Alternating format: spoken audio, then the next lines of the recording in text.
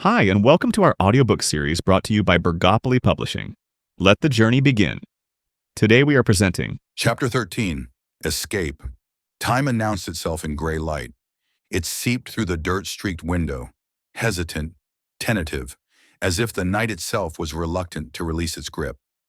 The world beyond the glass took shape in slow increments, outlines forming where darkness had obscured them. John stirred, his mind surfacing before his body followed. The shadows had softened, but the weight of the night still clung to them. "Okay," he murmured, voice rough with the remnants of sleep. "We better get moving before too many of these dinosaurs start waking up." Tom stretched, running a hand through his disheveled hair. "Are our little mammal friends gone?" His yawn punctuated the words, the tension of survival momentarily drowned in exhaustion. John took another glance through the window. The ruins were empty. The strange, darting creatures that had slithered through the night were now nothing more than a memory. "Looks like it." Scott nodded knowingly as if he had already expected the answer.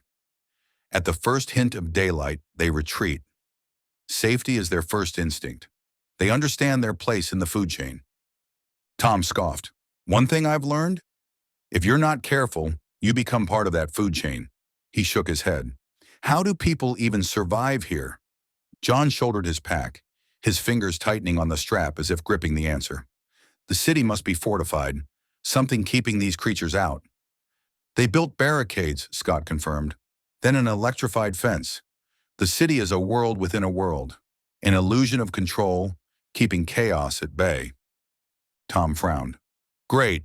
And how exactly are we supposed to get in, seeing as we can't fly?" "There must be gates," Scott reasoned, "for travelers on foot. But the question isn't if they exist, it's whether they'll still be open for us." A silence passed between them, each weighing the risk against the necessity of moving forward. John shifted, casting his gaze across the room.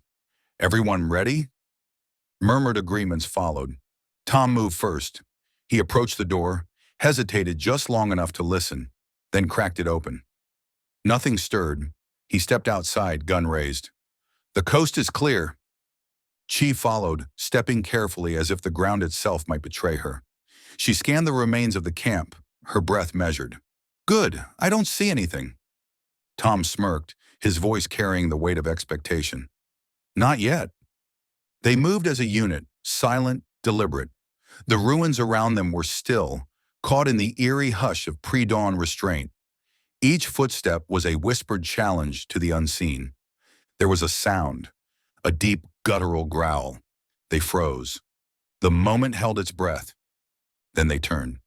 A figure emerged from the fractured landscape, a creature that did not belong to the primal echoes of their own world. It stood low and solid, a grotesque hybrid of bear and wolf, its short brown fur bristling, eyes too knowing, muscles taut beneath its hide. It had been watching, waiting. Tom exhaled, slow and measured, his fingers tightening around the grip of his weapon. The morning had already drawn its first predator. Tom exhaled, glancing at Scott with grim inevitability. "And there's his big brother." The creature rose, its body unfurling from its low, prowling stance.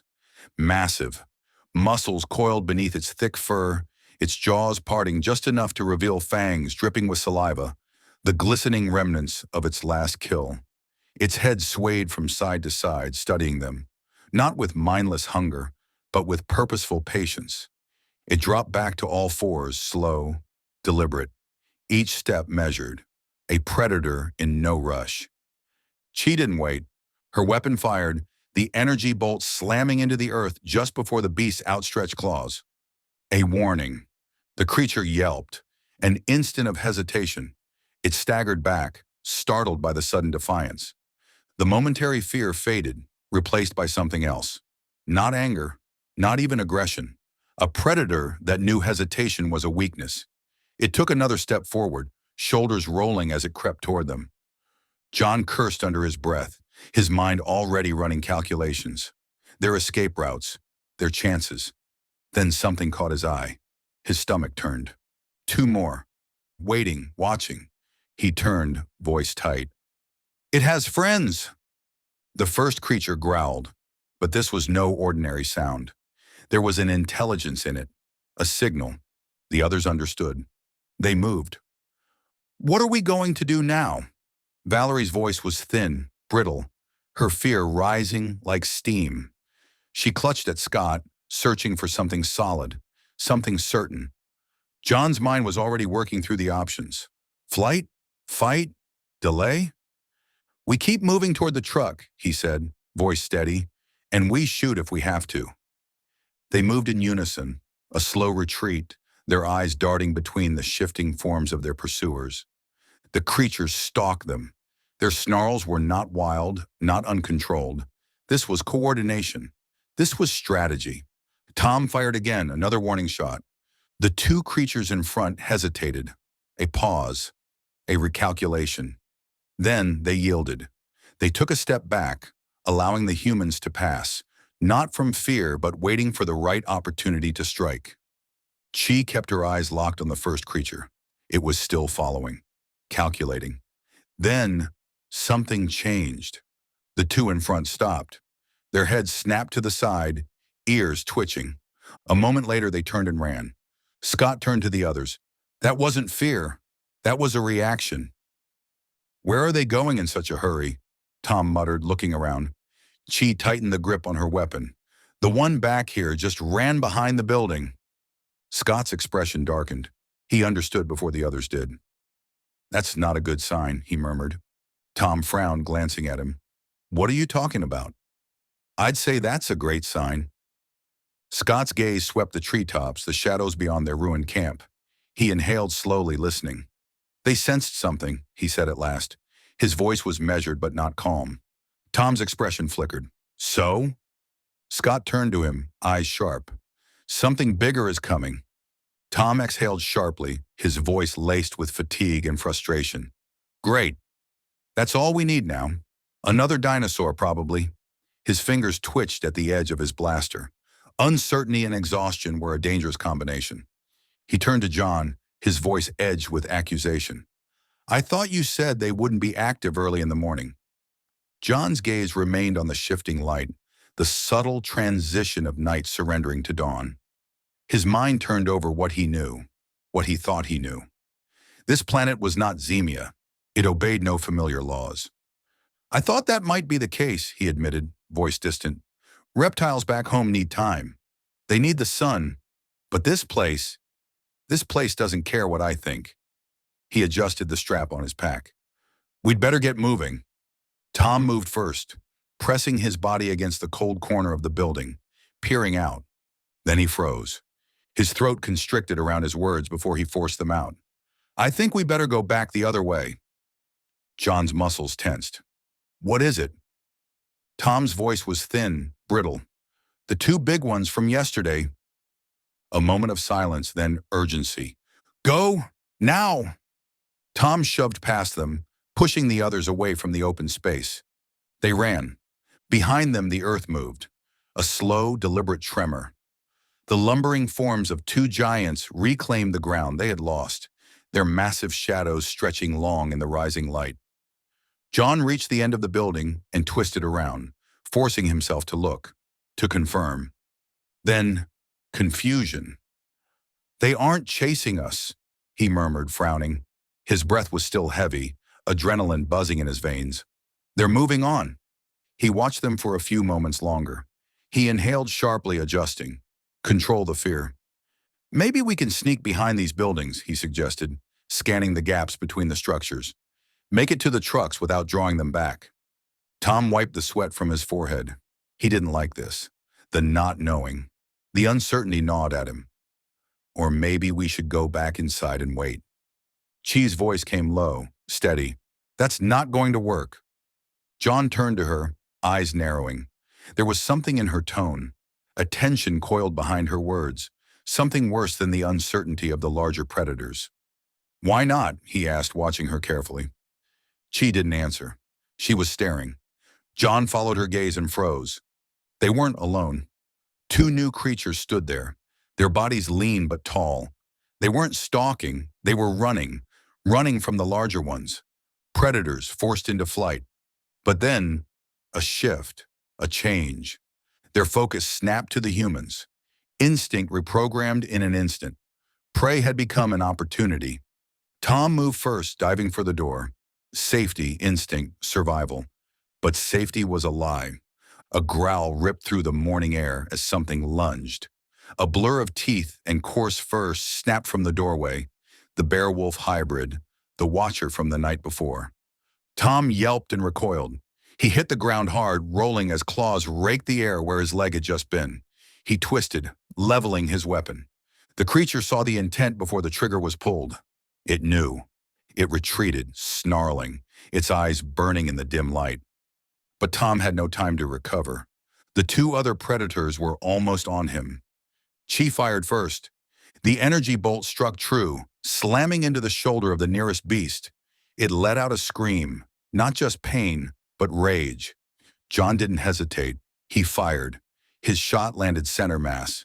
The creatures halted, not from fear, not from pain, but from uncertainty. They weren't sure if this hunt was worth the risk. Then, a shift. The larger ones arrived. Their massive shadows swallowed the space between them. The two smaller creatures made a choice. They ran, not toward the humans, but past them. Tom staggered to his feet, breathing hard, watching their retreating forms disappear between the buildings. John was already moving. No time to think. No time to question. "Come on," he ordered, already shifting toward the alley. "Let's go, now." They ran. The world narrowed to movement. Between buildings. Through the dust. Past ruins left to time's slow decay. The truck stood ahead. A salvation, if they could reach it before the giants did. The ground trembled. The two enormous dinosaurs, their hunt unfinished, their hunger rekindled, surged back into view. They saw the truck, and like all things in the natural order, they sought to dominate it. John's voice cut through the rising panic. "Hurry, get in!" Chi leaped into the driver's seat, hands moving before thought could interfere. The moment fractured. John reached for the door. "What are you doing?" he demanded, staring at her. "I'm driving." Chi's fingers closed around the ignition, the machine awakening under her touch. The engine growled. "I'm driving," she shot back. "You didn't even know how to start it." John hesitated, one heartbeat too long. "John, let her drive and get in." Tom's voice was a command, not a plea, not a request, a command.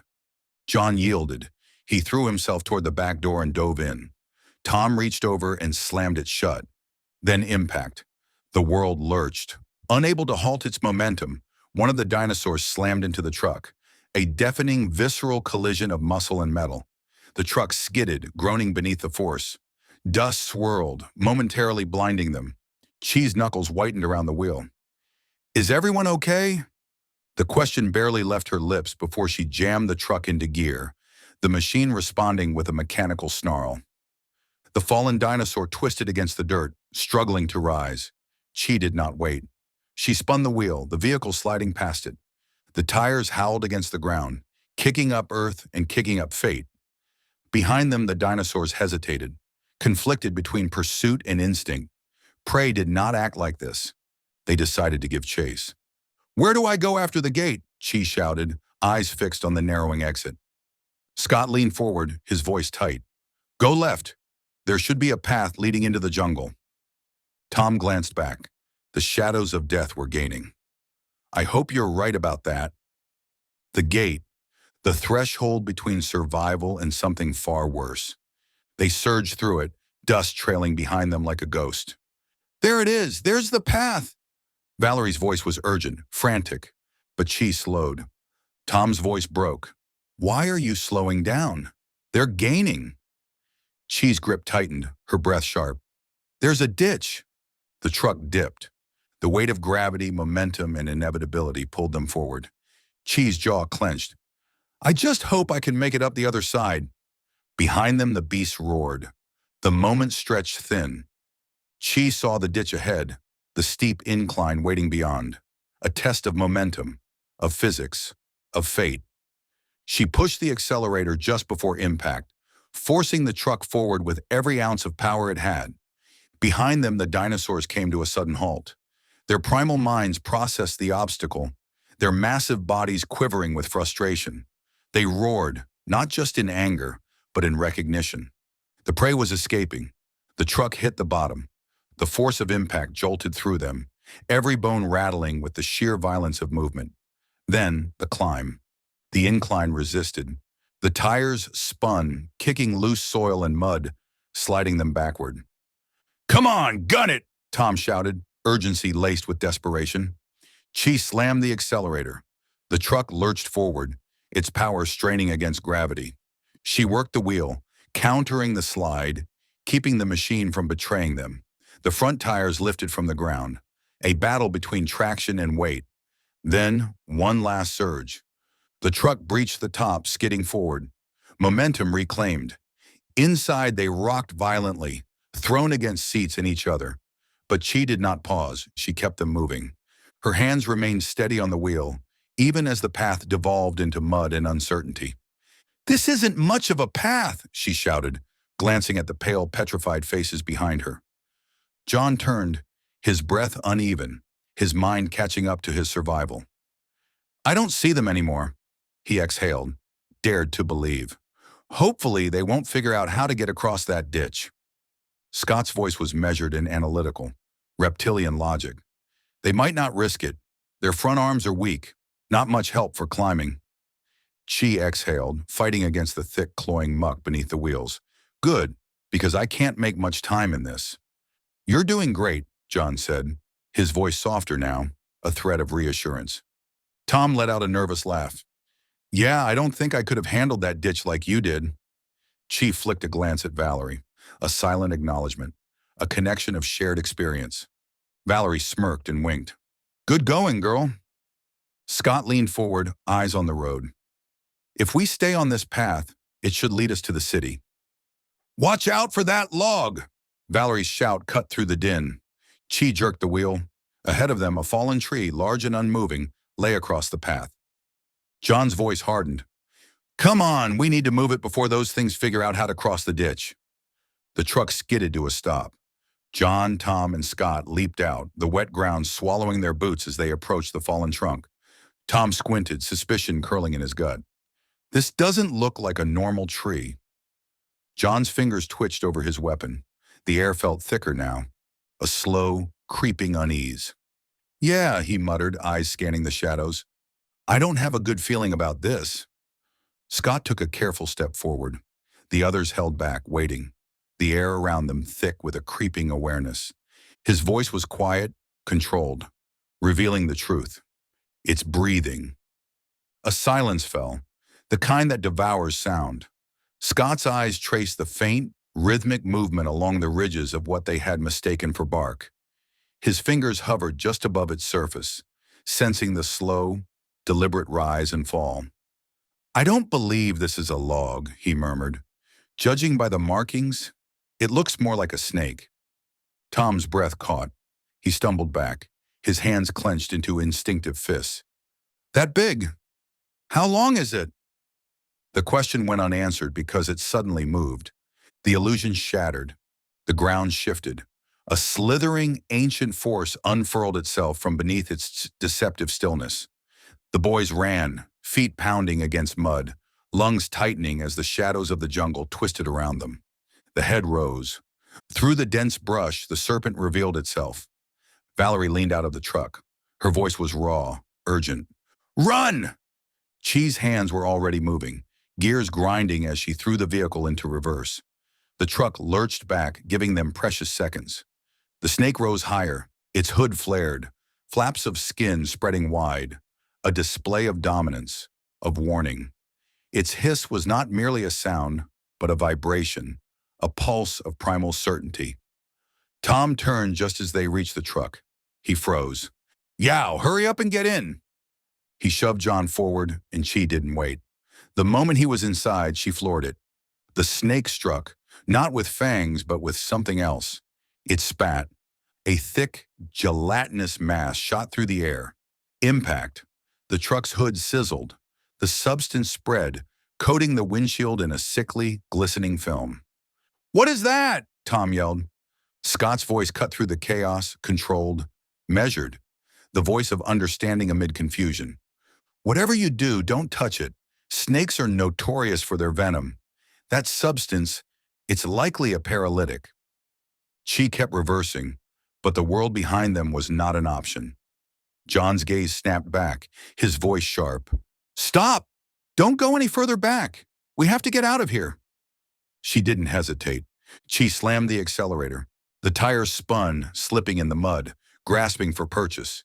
The truck lurched forward. She veered off the path. The bushes cracked beneath them, a war against tangled branches and wiry undergrowth. The snake was too slow. It gave chase, but its bulk and size worked against it. It fell behind, vanished into the tangle of vines and shadows, but the jungle had no shortage of threats. Chi gripped the wheel, her voice rising. I don't see the path anymore. I don't know where I'm going. John's response was quick, practical. Don't stop. If we stop, we might not start again. We'll find the path. Tom strained to see through the walls of vegetation, the towering weeds swallowing them whole. It's impossible to see anything in this mess. Then, a shift in the light. Something massive, looming, waiting. Chi slowed, instinctively. The jungle gave way to a form low to the earth, a fortress of plated armor. Its massive tail dragged behind it, ending in a club of solid bone. Chi stilled. What is that? Scott leaned forward, his voice edged with something that might have been relief. That resembles an ankylosaurus, he murmured, a relic from their own world, a fragment of the past existing here. They're herbivores. A pause, he exhaled. We should be okay. Chi's hands tightened on the wheel, her voice uncertain. He's not moving. Should I go round him? There's not much room. John didn't answer immediately. His gaze flicked to Scott, the unspoken question hanging heavy. Would we be okay doing that? Scott hesitated. Nature was never predictable. The tremendous armored beast had not moved against them. Yet, Chi decided for them. She shifted into reverse, but the tires spun uselessly in the mud. The truck lurched, but it wasn't going anywhere. And then the beast reacted. The ankylosaurus turned, a slow, deliberate movement, its significant club tail lifting, too late for them to escape. It swung. The impact came like a hammer to steel. The truck rocked violently. A sickening crunch filled the air as metal crumpled, the force sending them jolting against their seats. Smoke coiled from beneath the hood, twisting into the damp jungle air like a dying breath. The engine sputtered. Then with a final pitiful cough, it died. The ankylosaurus paused, its head turned as if inspecting its work, as if making sure this lesser creature understood its place. Satisfied, it walked away. John swallowed, running a quick inventory of his own body.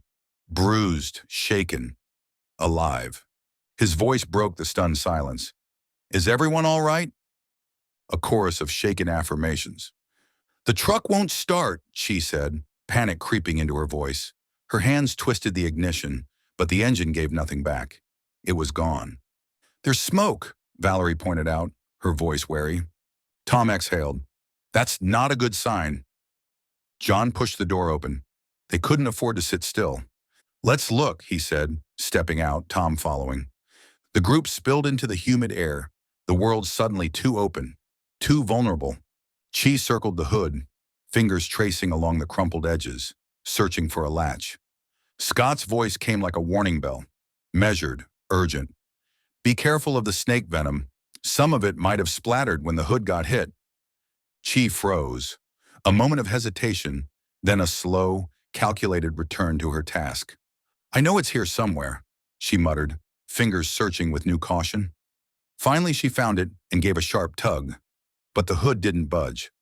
I think it's too bent to open, John observed, gripping the edge and trying to pry it free. Nothing. This might help, Tom said, stepping forward, tire iron in hand. Damn thing flew past me, almost cracked my skull. John stepped aside. Try it. Tom wedged the iron between the twisted metal and pushed. The hood groaned but didn't give. Scott pointed to a crumpled seam. Try pulling this piece back. It's caught here. Tom adjusted his grip and pried again. Too much force. The iron slipped. Tom staggered backward, nearly falling, a muttered curse slipping past his lips. Let me try again. This time he jammed it deeper, bracing himself. John joined him. They pulled. Then it gave. The hood lurched open, revealing the smoldering ruin of the mechanics beneath. Scott studied the smoking wreckage of the engine with the quiet certainty of a man reading a death sentence. "This thing isn't running again," he said at last. "It's done." Tom exhaled sharply, turned away, and hurled the tire iron into the dirt. "That's just great." His voice cracked with frustration. A vehicle meant survival. A vehicle meant distance. A vehicle meant control. And now, nothing. John didn't waste time. "Grab your packs. We need to keep moving." No one argued. There was nothing to argue about. They retrieved their supplies, the weight of the packs now heavier, more final. Without the truck, their journey had just become even more difficult. John adjusted the strap over his shoulder. "Maybe we can find the path through this brush. Keep your weapons ready. We're blind in this stuff." The jungle did not welcome them. It pushed back. Every step was a struggle. A war against vines, against thorns, against the unseen eyes watching from the depths. Then at last, an opening. The jungle ended, spilling into a field of tall grass and open air. Tom turned, scanning. "I don't see a path." "Maybe if we walk along the edge, we'll find it," she suggested. Tom wiped the sweat from his brow. "We could cover more ground if we split up." John's voice was firm, unyielding. "No." Tom frowned, surprised at the sharpness in his tone. "We need all eyes and ears available," John continued. "If we separate, we'll get picked off. We should stay together." Scott nodded. "Agreed, it's too risky." Tom hesitated, then, reluctantly, "Okay, so we all stick together?" She adjusted the strap on her pack. "Which way, then?" John tilted his head, eyes narrowing. "On Zemia, how would you navigate if you didn't have any equipment?" She blinked at him, thinking, "The sun, obviously." "Then use it here," John said. She glanced up at the alien sky. The sun, not their sun, but still familiar in its dominance. "I don't know how this star moves," she admitted. Scott folded his arms. "It should be the same as on Zemia. This planet rotates just like ours." She studied the light, the shadows, and the tilt of the sky. She nodded slowly, then more confidently. "We're due west of the city, right?" "That's what we estimated," John said. She pointed. "Then we're moving in the right direction. The path should be to our left." John took in the expanse before them. "That's good enough for me." He turned to the others. "Anyone disagree?" No one did. So they moved. They kept to the edge of the jungle, its darkness pressing against them like an unspoken threat. Their movements were slow and deliberate, and every step was a calculation between progress and survival. Then, movement. John's breath caught. He lifted a hand, signaling silence. Ahead, massive shadows stretched over the grassland. Dinosaurs, but not like the ones before. Not hunters, not predators. These were giants of another kind. Towering behemoths, their long necks swaying as they pulled great mouthfuls of vegetation from the treetops. Their massive bodies shifted with ancient purpose, oblivious to the fragile humans watching from below. John pointed.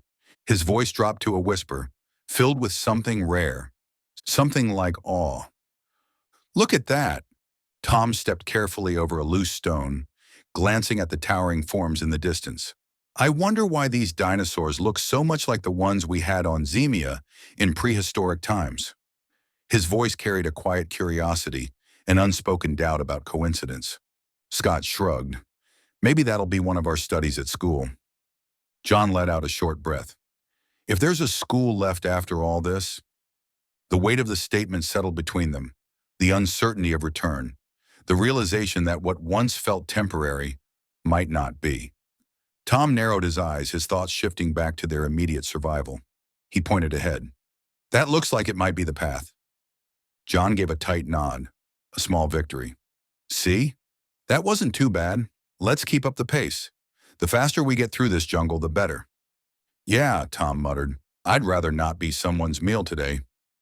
They stepped beneath the trees and the jungle swallowed them whole. The shift was instant. The canopy overhead thickened into a shroud, twisting limbs of ancient trees strangling the light. The day became dusk. Chi slowed, glancing around, unsettled. It's pretty dark and spooky in here. Their boots pressed into damp, loamy earth. The air thickened. With the light choked away, little else survived on the jungle floor, except the ferns. Their long, delicate fronds clustered like silent spectators watching. Ahead, the gloom stretched endlessly, a corridor of shadow where even sound felt dampened. Valerie shifted uneasily. How much farther do you think we have to go? Scott, ever the analyst, gave a measured response. We're lucky if we've covered 1 or 2 kilometers. Valerie frowned, running the numbers in her head. So, about 6 more? Scott nodded. That would be about right. A loud screech reverberated through the jungle. Too close. Their bodies reacted before their minds caught up, heads snapping toward the sound, hands tightening around weapons. Tom narrowed his eyes. Did you see that? His voice was uneven, strained. That small log, it moved. John exhaled, adjusting his grip on his blaster. Where? Tom lifted a hand, pointing further down the path, past the dim light, past the illusion of stillness. Up ahead. John stepped forward, his movements careful, deliberate, measuring the unseen. Then he saw it. That's not a log. Tom's voice barely escaped his lips. Great, another snake. It stretched across the path. Long, still, a thing that should have been alive but had not moved. Valerie hesitated. Do we go around? Tom's response was immediate, final. I'm not getting off this path, not in this place. Chi's voice was softer, rational in the presence of fear. What if we just stepped over it? John exhaled, considering. A risk, but a necessary one. We might have to. Scott nodded. If we move quickly, we'll be fine. No hesitation. Just step and keep moving. If it coils or spits, we're already past it. The group paused. Then Tom moved first. 1 foot over, then the other. Ginger. Careful. A breath he hadn't realized he was holding slipped from his lips once he was safely across. This thing is long, he muttered. Chi followed, stepping over the thick, unmoving coils. Something felt off. Her voice was quiet, suspicious. Why is it just lying here? Tom smirked, stepping further past the massive serpent. When you're a 10-meter snake, you can do whatever you want. Chi exhaled, shaking her head. Yeah, I guess so. Scott crouched slightly, his eyes narrowing as he studied the thick, unmoving coil. Something was off. He pointed at the swollen mass in the snake's midsection. It just ate, he muttered. That would explain why it's sluggish. Valerie tilted her head, tracing a hand along its pattern without touching it. The skin markings, she murmured. They look like bark, like a tree, like the other one. Camouflage, designed by time. Scott stiffened. His breath changed. His stance changed. His awareness changed. Guys, he said, his voice sharpened by something deeper than fear. Certainty. John turned immediately, following Scott's gaze. In the distance, 3 dinosaurs stood still, eyes locked onto them. Recognition flashed in John's mind. Not the same ones, but the same species. The ones that had lurked in the camp kitchen, their hunger tempered by hesitation. But hesitation was temporary. John's voice was a breath above a whisper. Okay, everyone, run!